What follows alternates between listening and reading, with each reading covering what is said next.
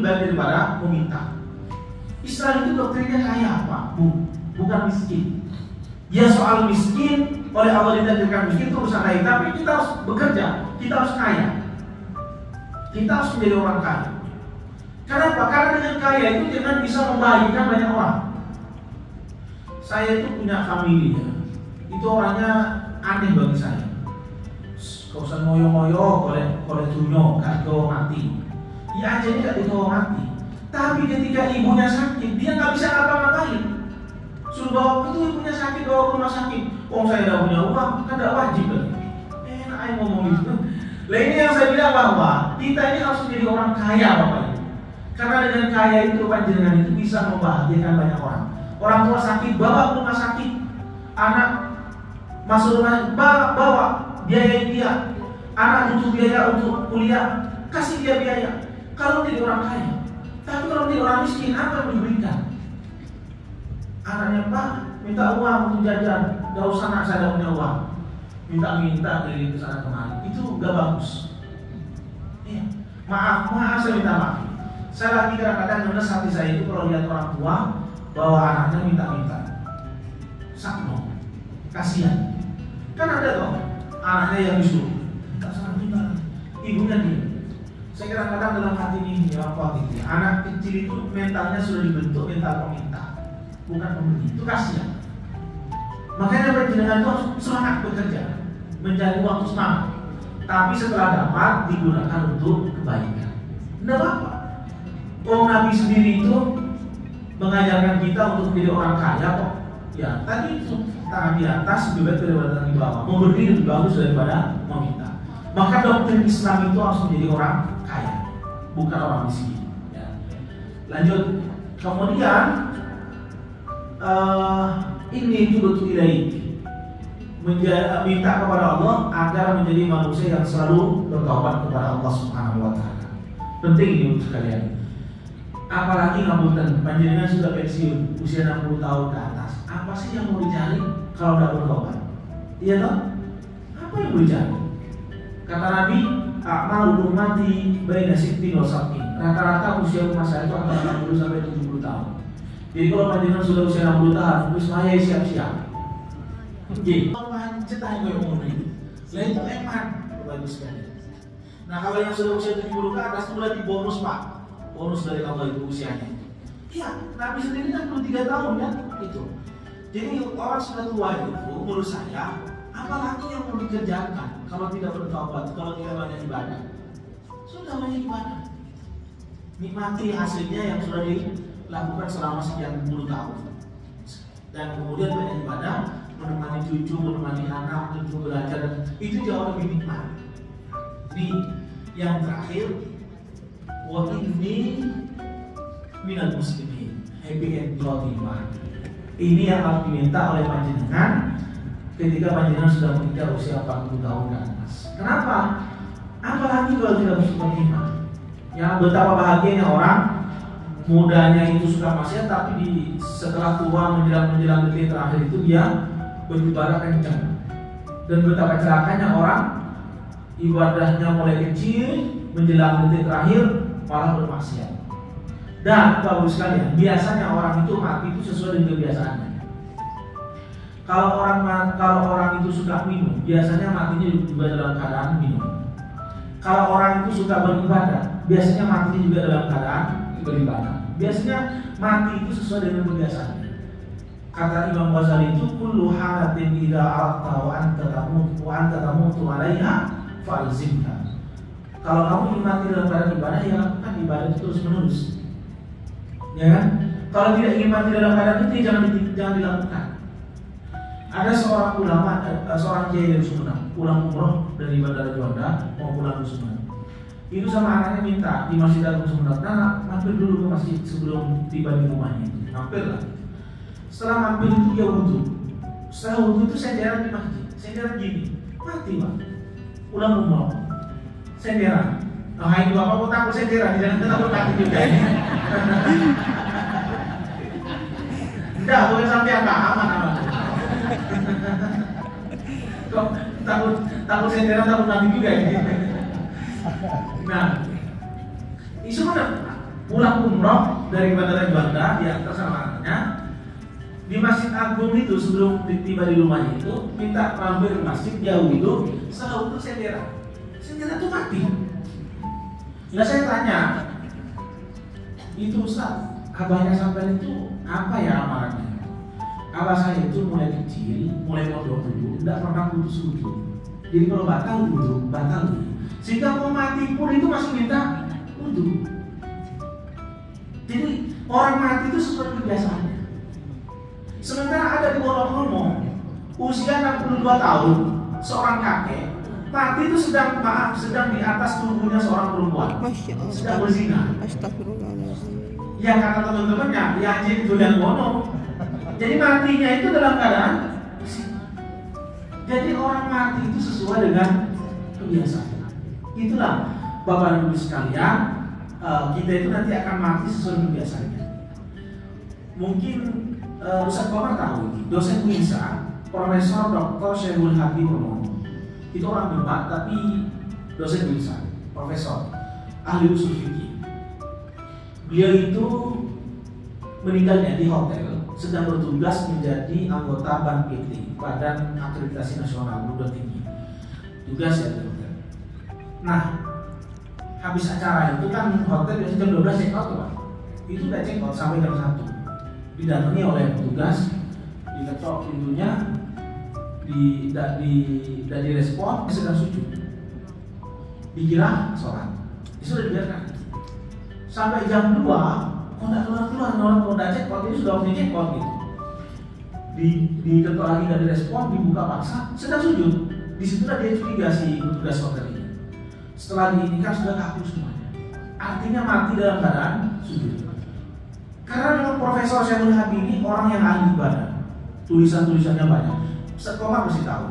Pokoknya pernah kuliah di UINSA itu memang ini orang ahli, Profesor Syahrul Hadi, guru saya. Itu lagi sujud di hotel, sedang bertugas menjadi BAN-PT, Badan Akreditasi Nasional Perguruan Tinggi. Itu dalam keadaan sujud. Jadi orang mati itu akan mengikuti kebiasaannya. Kalau orangnya itu biasa ibadah, insya Allah matinya pun juga dalam keadaan ibadah. Kalau mati juga, kalau orang ahli maksiat, mungkin juga itu juga dalam keadaan maksiat. Itulah Bapak Ibu sekalian, kira-kira panjenengan harus waspada. Ini sekaligus juga awal tahun, sekaligus juga awal Rajab. Awal Rajab, mudah-mudahan ini jadi kebaikan bagi kita. Rajab ini bulan kasih sayang. Kita tidak boleh menyakiti orang, karena Nabi sendiri kalau di bulan Rajab itu tidak boleh berperang. Oleh Allah dilarang. Itu artinya tidak boleh menyakiti orang di bulan Rajab. Ini bulan yang sangat, perbanyak puasa, perbanyak baca Quran, perbanyak zikiran. Insya Allah menjadi orang yang muslim. Amin ya rabbal alamin. Bapak Ibu, ada yang mau ditanyakan silakan. Ini jam 5 lebih. Jam 5 apa? Ya. Oh ya Pak, silakan.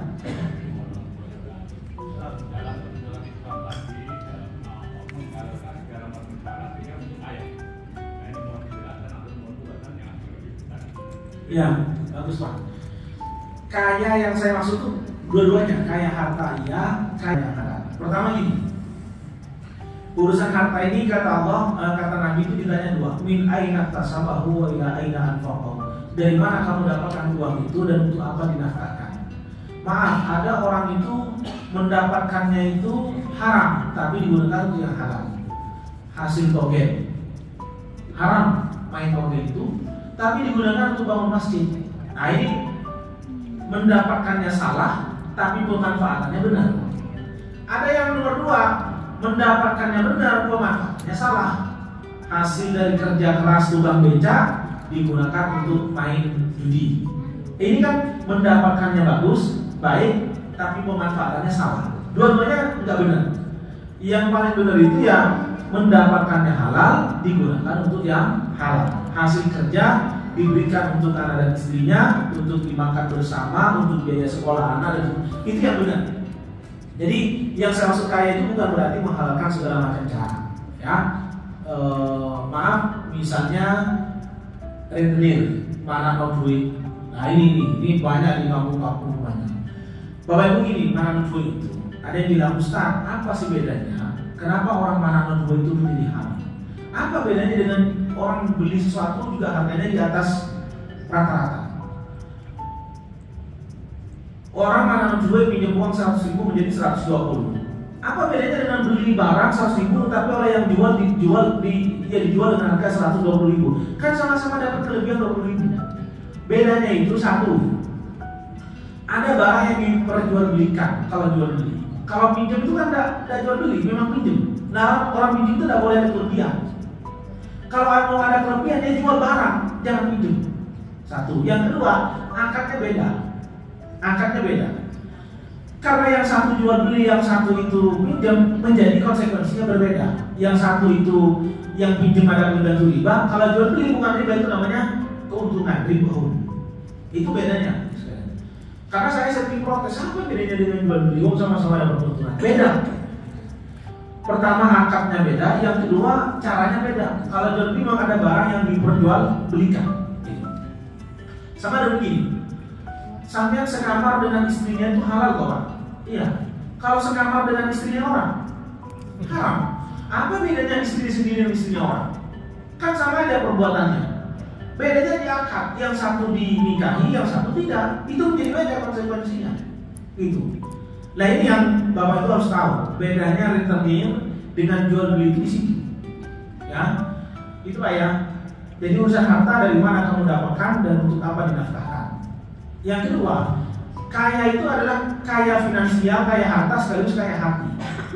Tadi kan saya bilang ada orang kaya harta tapi hatinya merasa tidak kaya, rakus.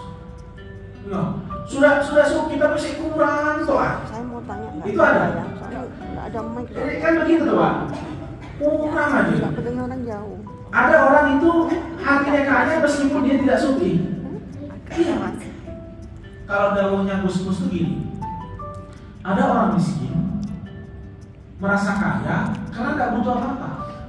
Ada orang kaya merasa miskin karena butuh banyak hal. Iya. Jadi kan kaya, tapi kebutuhannya itu angan-angannya itu panjang. Pengen ini sehingga kayak seakan-akan miskin. Ada orang miskin, tapi dia merasa kaya karena dia nggak butuh apa-apa. Saya nggak butuh apa-apa kok. Saya tidak butuh jabatan, saya tidak butuh ini. Saya merasa kaya aja walaupun sebetulnya dia miskin misalnya. Nah ini harta kaya hati. Ada orang kaya harta, ada kaya hati, ada orang kaya hati, tidak kaya harta. Lah Islam itu mengajarkan dua hal, kaya harta dan kaya hati. Tapi caranya yang baik. Ya. Menjelang subuh, kan witir itu kan sholat penutup toh. Gitu. Jadi kalau sudah habis tahajud, habis sholat hajat, sholat tasbih dan sebagainya baru witir. Habis itu nggak usah sholat lagi sampai tiba waktu subuh. Itu yang bagus. Tapi rata-rata di masjid itu sholat witir itu setelah sholat tarawih. Kenapa? Ya daripada nggak sholat, mendingan di awal saja. Boleh saja, nggak apa-apa. Itu nih. Ada lagi? Ya Bu, silakan.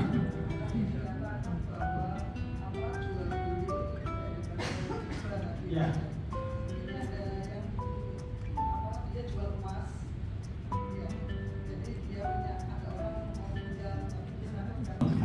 Itu boleh, tapi kelebihannya itu diakad, jangan diakad sebagai tambahan, tapi itu adalah uang administrasi. Misalnya ini, pinjam 500.000 selama 3 bulan.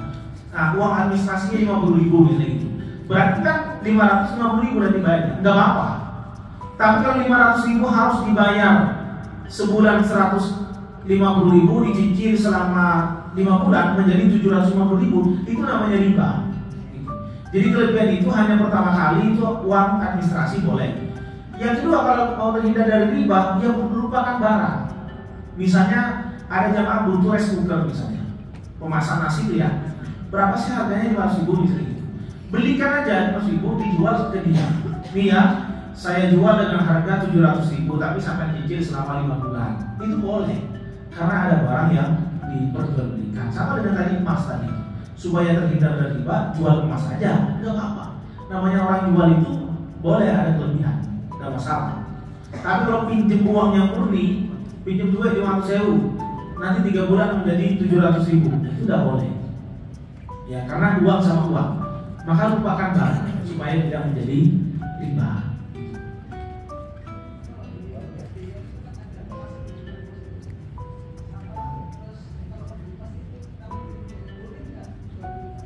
Boleh jual cicil dong?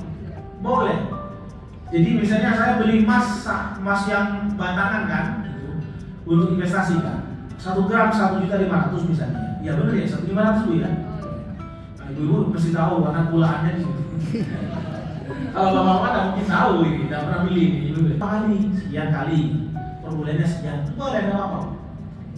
Malah sekarang investasi emas itu lebih menjanjikan karena harganya terus naik. Gitu. Sampai 1.500 ya, bisa. Untuk waktu suruh. Pak, di bank, kalau bank syariah nggak mungkin begitu. Kalau bank konven ya. Pertanyaannya begini, apakah bank konven itu hukumnya haram? Ini pendapatnya 2. Kalau MUI jelas haram. Tapi ada ulama yang memperbolehkan karena dengan alasan di bank itu bukan afat mudha'afah, tidak berlipat-lipat. Sampai pinjam 1 juta, paling setahun itu bunganya berapa sih? Hanya sekian persennya begitu toh. Tidak berlipat-lipat, tidak seperti rentenir. Semakin lama tambah lagi, semakin lama tambah lagi dan seterusnya. Pinjol seperti pinjol. Ya, seperti pinjol. Itu beda. Gitu. Nah, ada ulama yang memperbolehkan bank konvensional karena dengan alasan itu tidak berlipat-lipat. Ya wajar juga orang ngasih pinjaman kemudian dia mengambil keuntungan. Tapi dari bank syariah nggak begitu. Akarnya pasti dirubah. Ibu punya apa, jual ke kami berikan uangnya. Nanti ibu beli lagi barang ini dengan cara cicil. Namanya baik bisa malik ajil. Ya. Bapak punya sepeda motor. Pak, saya butuh uang berapa? 10 juta. Sepeda motor jenengan itu dijual ke bank dengan harga 10 juta, dibayarkan oleh bank. Jadi jenengan bawa uang 10 juta, sepeda motornya milik bank. Tapi oleh bank, sepeda motor itu dijual lagi ke jenengan dengan harga 12 juta, tapi dicicil selama 10 bulan. Ini jadi bolak-balik gitu Pak. Apa tujuannya? Supaya tidak terkesan ini pinjam uangnya tapi jual beli motornya. Itu di bank tuh polanya begitu biasanya. Baik bisa mengaji. Itu boleh karena itu jual beli barang, bukan pinjam uang murni. Gitu. Pak, kalau saya beli rumah pakai bank konvensional boleh atau tidak? Boleh, kan beli rumah, bukan pinjam uang. Paham saya? Kan beli rumah, bukan pinjam uangnya. Boleh. Lalu Maka untuk melakukan muhasabah di awal tahun ini Bapak Ibu sekalian. Yang pertama, Rabbi auzi'ni an ashkura ni'mataka allati an'amta 'alayya. Berikan saya untuk selalu bersyukur atas nikmat yang Allah berikan kepada saya. Itu doanya. Ini doanya para nabi. Berikan saya ya Allah kemampuan untuk bersyukur atas nikmat yang telah Engkau berikan kepada saya. Bapak Ibu, kita ini sebetulnya sudah mendapatkan banyak nikmat dari Allah. Ya, mulai dari nikmat hidup, nikmat panjenengan sehat, nikmat panjenengan punya tetangga yang baik, nikmat panjenengan itu ya bisa menghirup udara dengan bebas dan seterusnya dan seterusnya. Itu harus kita syukuri. Ya, ada salah seorang yang ahli ibadah ingin masuk ke surganya Allah itu dengan ibadahnya. Kata Allah, enggak. Udkhulil jannata bi rahmati. Masuklah kamu kepada surgaku karena belas kasihku kepadamu. Dia tidak mau seorang hamba itu, tidak mau ya Allah. Untuk apa saya sholat? Untuk apa saya puasa? Untuk apa saya haji dan sebagainya? Kalau masuk ke surganya engkau itu hanya sekedar belas kasihan, bukan karena ibadah saya. Kata Allah, enggak. Karena ibadah, karena rahmat saya, karena kasih sayang saya, bukan karena ibadah kamu masuk ke surga itu. Orang ini tetap gak mau. Selama kamu hidup sekian, nikmat yang aku berikan kepadamu satu saja. Apa itu? Nikmat mata. Ternyata setelah ditimbang itu, ya jomplang, apa jomplang itu? Bedanya jauh banget. Kata Allah, saya nggak kasih mata. Di mana kamu bisa beribadah kepada Allah dengan sempurna? Tidak bisa. Panjenengan itu bisa ibadah hari ini, datang subuh-subuh ke masjid ini karena jenengan punya mata. Coba oleh Allah nggak dikasih mata, apa ia bisa sholat di sini? Nggak bisa. Kata Allah, kamu bisa haji itu karena punya mata, bisa melihat. Gimana kamu bisa beribadah kalau kamu udah punya mata? Susah. Kata Allah, kamu bisa menikmati karena kamu punya mata. Kalau kamu udah punya mata, kata Allah, nggak bisa kamu itu bisa menikmati indahnya alam dan seterusnya. Kata Allah, ini baru mata, belum nikmat-nikmat yang lain.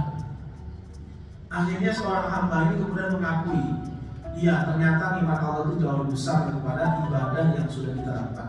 Coba sekarang saya tanya, panjenengan itu sholat selama sehari semalam 5 waktu ya? Kalau di total itu hanya berapa menit? Misalnya masing-masing sholat cuma 5, 10, 50 menit. Jadi jauh sekali dengan nikmat yang Allah berikan. Artinya apa bahwa kita ini masih banyak waktu kosongnya daripada waktu ibadahnya. Iya kan? Nah, kata Allah, jangan kamu tidak mungkin masuk ke surga saya itu karena amal ibadahmu, tapi karena belas kasihku kepada. Ada cerita seorang wanita pelacur PSK ya, pekerja seks komersial itu, dia itu kerjaannya kayak gitulah. Tapi karena dia itu pernah memberikan minum kepada seekor anjing, ada yang bilang seekor kucing yang sedang kehausan. Lalu kata Allah, sudah kamu dapat ampunan, masuk ke surga saya. Padahal secara amal, orang ini hidupnya sekian tahun itu hanya bermaksiat, jadi PSK. Tapi karena dia memberikan minum kepada seekor anjing yang sedang kehausan itu, maka amalnya itu diterima oleh Allah dan Allah sayang sama orang ini, dimasukkan ke surganya. Ini menunjukkan bahwa kita ini sebetulnya masuk ke surganya Allah nanti itu bukan karena amal kita, tapi karena rahmat Allah. Tapi untuk dapat rahmat Allah itu maka perlu beribadah kepada Allah Subhanahu wa taala. Nah, itulah Bapak Ibu sekalian, maka bersyukur kita itu adalah hukumnya wajib karena memang kita ini sudah mendapatkan banyak kenikmatan. Coba panjenengan itu di rumah sakit karena menjalani, mungkin akan selalu melihat bahwa akan selalu merasa bahwa panjenengan itu menjadi orang kaya. Ya kan? Dulu masa sekarang menjalani berbagai macam pasien. Ada yang tangannya putus, ada yang segala macam lah. Panjenengan sehat seperti ini itu merasa kaya. Ya makanya mungkin seorang ulama sufi itu karena dia kadang-kadang malas beribadah kepada Allah itu di depan rumahnya itu gali kuburan. Gali kuburan apa tujuannya? Kalau saya malas sholat, saya coba masuk ke dalam kuburan itu seperti apa gelapnya kuburan, sehingga timbullah rasa semangat. Sampai segitunya dia untuk menjadi orang yang selalu semangat beribadah. Nah, jadi bersyukur itu penting ya. Karena panjenengan sebetulnya menjadi orang kaya. Ya soal duit itu ada yang kaya ada yang dikit itu urusan lain. Tapi dengan nikmat sehat, menghirup udara bebas itu panjenengan sudah luar biasa. Ya, bisa tidur luar biasa. Banyak loh pengusaha itu untuk bisa tidur itu harus minum obat. Dia beli obat ke dokter itu, ke apotek atas rekomendasi dokter itu untuk bisa tidur nyenyak. Lah panjenengan tidak perlu beli obat. Oh kadang-kadang kalau Jumatan aja di masjid tidur kok gitu. Gitu kan. Imamnya lagi berapi-api khutbah, jamaahnya berair-air. Gila. Nah, tidak perlu beli obat bisa tidur. Ini ada orang suki untuk bisa tidur itu beli obat ya. Jadi nikmat mana yang kau dustakan? Fabi ayyi ala rabbikuma tukadziban. Mana yang kau dustakan? Nikmat Allah sudah banyak kok. Iya kan? Nah, Bapak sekalian, nikmat itu jangan dikira bahwa selalu uang, enggak, kesehatan, ya, hati yang selalu bahagia dan sebagainya. Itu adalah bagian dari nikmat yang luar biasa yang harus Bapak Ibu syukuri. Terutama yang kedua wa ala walidayya, nikmat yang telah kau berikan kepada orang tua. Bapak Ibu, kita dirawat oleh orang tua itu mau tidak mau juga harus disyukuri. Ya, kita dikenalkan dengan hal-hal kebaikan, kita dikenalkan dengan ajaran-ajaran Islam, sehingga kita ini bisa menjadi orang yang selalu dekat dengan Allah, beribadah kepada Allah karena berkat orang tua. Coba panjenengan seandainya dulu sama orang tuanya nggak dididik dengan baik, mungkin panjenengan hari ini tidak akan ada di masjid itu.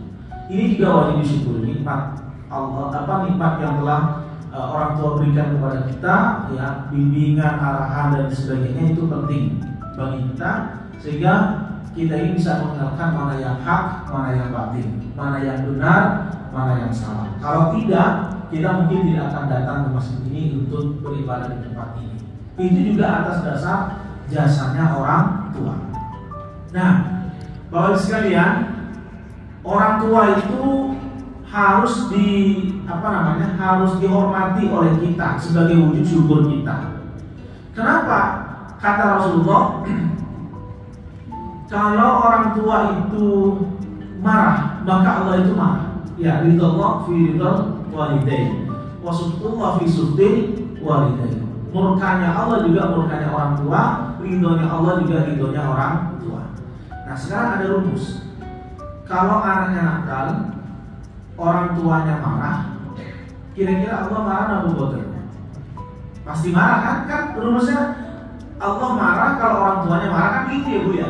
Nah, sekarang anaknya nakal dan orang tuanya marah, Allah marah pada? Marah. Yang kedua, anaknya nakal tapi orang tuanya tidak marah, dia ridho dengan kenakalannya itu. Allah ridho apa enggak? Ridho. Berarti kuncinya kan di orang tua.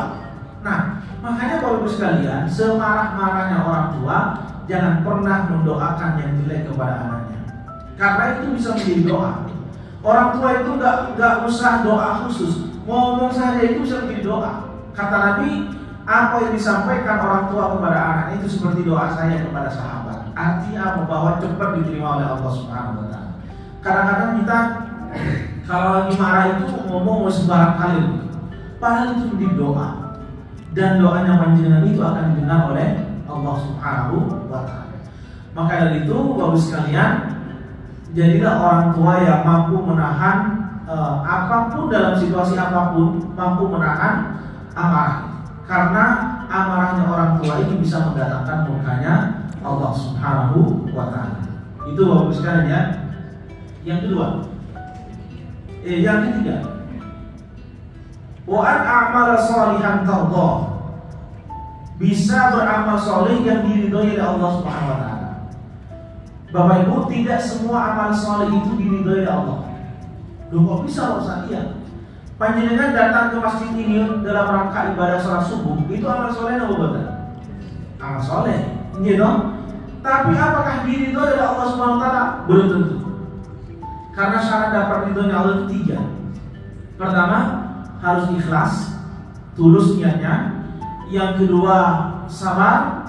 Yang ketiga, berdasarkan ilmu pengetahuan. Ini 3 ini syarat menjadi amal soleh. Ada orang datang ke masjid ini yang memang ortodokso. Wah, daripada tetangga sebelah masjid semua suka melo-melo ayam. Ya, tapi lumayan lah, itu udah bagus gitu. Tapi daripada enggak, jika berarti itu tulisannya tidak 100%. Yang kedua, sabar. Ya, sabar dengan situasi dan ujian yang dihadapi. Yang ketiga, berdasarkan ilmu pengetahuan. Ya, karena orang beribadah yang tidak berdasarkan ilmu itu pasti ditolak dan tidak berkualitas. Ada cerita ya, ada di dalam masjid itu ada 2 orang. Ada yang sedang tidur, ada yang sedang ibadah. Setan itu tidak berani masuk. Lalu mereka tanya, kenapa kamu tidak berani masuk ke masjid? Kata setan itu, saya tidak berani masuk itu bukan karena orang yang sedang sholat, tapi karena orang yang sedang tidur. Kenapa? Itu yang sedang sholat itu asal-asalan, tapi yang sedang tidur itu dia pakai ilmu pengetahuan. Maka saya lebih takut dengan orang yang berilmu daripada orang yang sedang sholat yang tanpa ilmu pengetahuan. Maka syarat amal soleh yang diridhoi Allah itu 3: tulus, ikhlas, sabar, dan berdasarkan ilmu pengetahuan. Ya, saking semangatnya habis sholat subuh sholat lagi.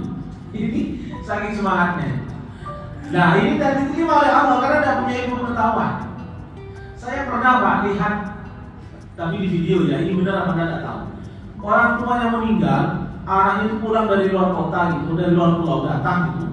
Saking mungkin ininya kupu itu keburu-burunya atau mungkin dia lupa, saya tidak tahu.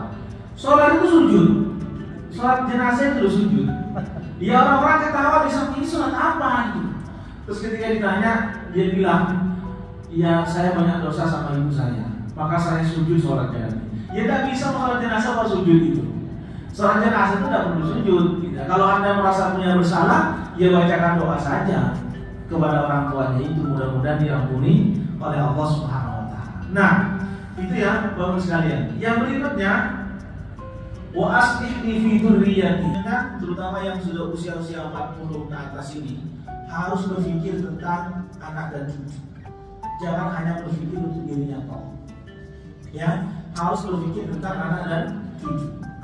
Artinya bahwa anak saya, cucu saya nanti kalau saya sudah meninggal dunia, kira-kira bisa hidup mandiri apa tidak?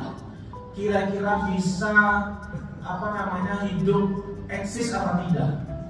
Maka harus dipikirkan mulai sekarang. Orang tua yang baik itu Bapak Ibu sekalian, orang tua yang sudah melihat orang-orang tua merasa was-was, merasa takut meninggalkan anak cucu yang lemah. Lemah apa? Pertama, lemah iman.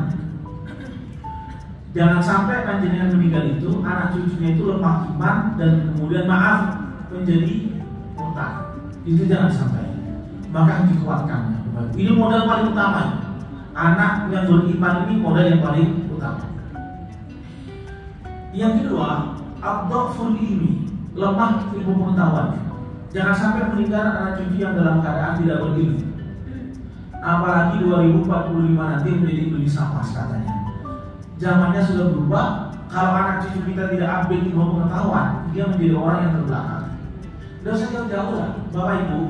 Saya yakin panjenengan itu kalau urusan gadget handphone ini lebih pintar cucunya daripada panjenengan. Gitu Bapak. Anak sekarang itu Pak, usia SD SMP udah canggih betul. Main ini udah bisa. Mbahnya tidak bisa apa-apa itu. Mau beli pulsa aja minta dikirim. Itu menunjukkan bahwa dunia sudah berubah. 2045 nanti kita ini sudah ketinggalan zaman. Kalau panjenengan itu tidak menyiapkan anak dengan baik, pendidikannya tidak diperhatikan, ya kasihan anaknya jenengan itu menjadi orang terbelakang. Itu. Karena kita sekarang sudah memahami, kita dengan anak kita sekarang aja sudah ketinggalan jauh. Apalagi 2045 masih 20 tahun lagi. Dunia akan semakin berkembang dan semakin jauh. Nah, kalau panjenengan tidak siap, ya ditinggal oleh zaman. Atau mungkin panjenengan juga dibohongi oleh anaknya.